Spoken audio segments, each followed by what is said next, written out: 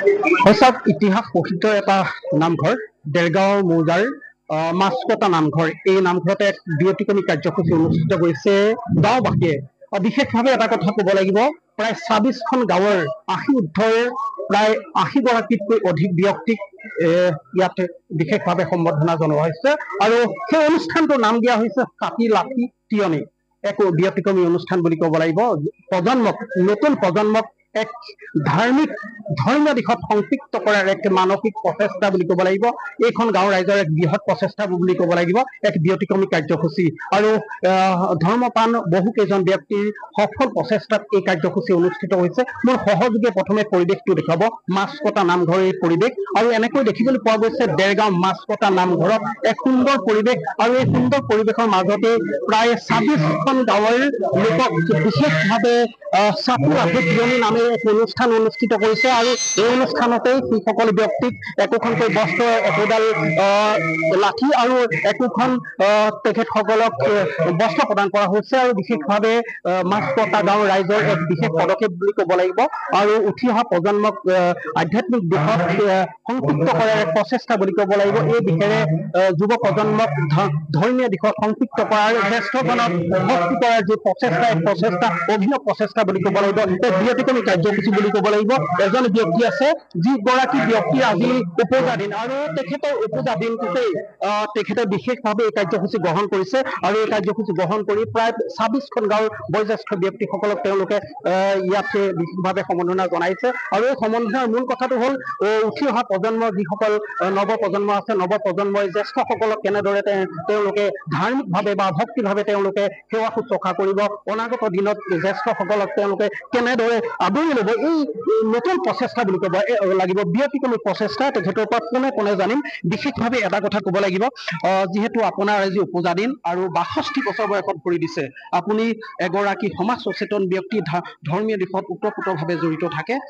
প্ৰায় ২৬খন গাঁৱৰ সামৰি ৮০ ঊৰ্ধৰ ব্যক্তিসকলক আপুনি এক বিশেষ কাৰ্যসূচী গ্ৰহণ কৰিছে। কেনেকুৱা ধৰণৰ চিন্তা চৰ্চাৰে আপুনি কাৰ্যসূচী গ্ৰহণ কৰিছে?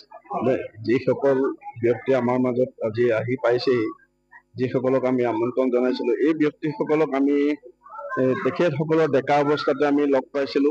আমি সততে লগ পাই থাকো যিকোনো অনুষ্ঠানত। আজি যিসকল ব্যক্তিক আমি সততে পাই আছিলো, এই ব্যক্তিসকল বয়োজ্যেষ্ঠ হোৱাৰ বাবে আজিকালি সমাজত বা অনুষ্ঠানত আহিবলৈ অলপ অসুবিধা পায়। সেইকাৰণে আমি আজি একেলগে তেখেতসকলক ইয়ালৈ নিমন্ত্ৰণ জনাই, তেখেতসকলক আমি এটা সম্বৰ্ধনা আমি জনাই যে এই ভৱিষ্যত প্ৰজন্ম যাতে এই আধ্যাত্মিক দিশটোত আগবাঢ়ি যায়, তাৰে চিন্তা চৰ্চাৰে আমি এই কাৰ্যসূচীৰ হাতত লোৱা হৈছে। এটা নতুন পৰিকল্পনা বুলি ক'ব লাগিব, নতুন চিন্তা। বিশেষভাৱে এটা কথা ক'ব লাগিব, এইটো এনেকুৱা ধৰণৰ অনুষ্ঠান কিন্তু খুব কমেই হয়, ইয়াত প্ৰথম দেখিবলৈ পোৱা গৈছে। কেনেকুৱা অনুভৱ? কেনেকুৱা আমি একো অনুভৱেই কৰিব পৰা নাই। যিটো আমাৰ আজি খুব দুখো লাগিছে, আমাৰ বয়োজ্যেষ্ঠ যিকেইজন আমাৰ মানুহ আহিছে, তেখেতসকলক পাই নথৈ আনন্দিত হৈছো। আৰু আমি এনেকুৱা ধৰণে যে আমি আজি অনুষ্ঠান এভাগ আমি পাতিব পাৰিম, এইটো কোনো পৰিকল্পনা নকৰা বস্তু হৈছে। আজি আমাৰ যে নামঘৰত আমি ইমানখিনি যে ভকতৰ আমি সেৱা যে ল'ব পাৰিছো, আমাৰ নথৈ আনন্দিত হৈছো। আৰু কি ক'ম ভাষা নাই তাৰমানে। ইতিহাস প্ৰসিদ্ধ যিহেতু এইখন মাছকটা গাঁও, এই ইতিহাস প্ৰসিদ্ধ মাছকটা গাঁওখনত এইগৰাকী আইতা আছে। বিশেষভাৱে ২৬খন গাঁৱৰ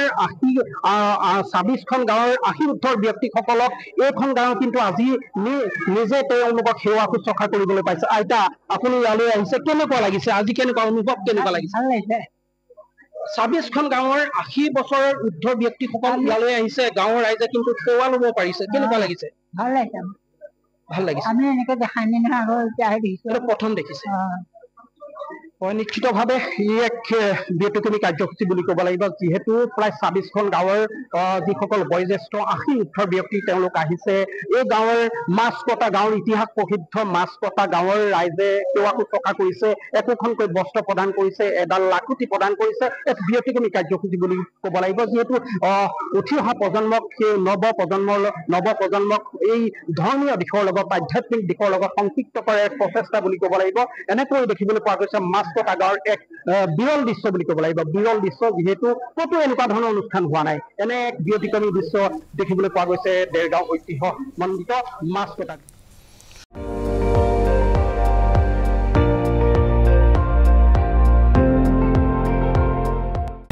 আপুনি চাই আছে ND24 সৰ্বশ্ৰেষ্ঠ নহয় সৰ্বোত্তমৰ দৌৰ